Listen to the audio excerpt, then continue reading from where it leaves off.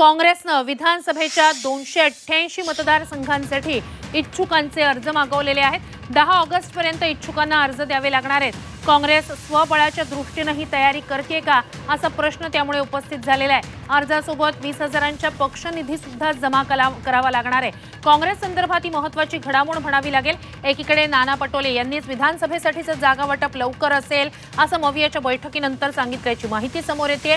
अशातच 288 मतदारसंघांमधून इच्छुकांचे अर्ज काँग्रेसनं मागवलेले आहेत।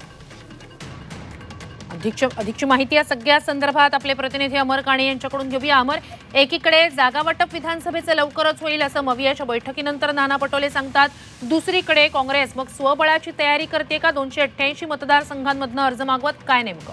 अगदी बरोबर आहे। चाचपणी काँग्रेसने सुरू केलेले आहे। सगळे जे इच्छुक आहे 288 मतदारसंघातील त्या सगळ्यांचे अर्ज मागवले आहे। प्रत्येकाकडनं 20,000चा पक्षनिधी म्हणून पण डीडीद्वारे स्वीकारण्यात येणार आहे। पण काँग्रेसकडच्या सूत्रांकडून जी माहिती मिळालेली आहे की आम्ही नित्यनेमानेच असे ही प्रयोजन करत असतो। पण आता एकीकडे महाविकास आघाडीची चर्चा सुरू असताना दुसरीकडे काँग्रेस 288 जागांसाठी तयारी करणं, त्यामुळे सगळ्यांच्याच भुवया उंचावलेल्या आहे। आणि सगळ्यात महत्त्वाचं म्हणजे लोकसभा निवडणुकीत काँग्रेसला अपेक्षेपेक्षा चांगलं यश मिळालं, त्यामुळे काँग्रेस कार्यकर्त्यांमध्ये सुद्धा उत्साहाचं वातावरण आहे आणि हेच लक्षात घेऊन काँग्रेसकडून ही चाल चालण्यात येत असल्याची चर्चा आहे।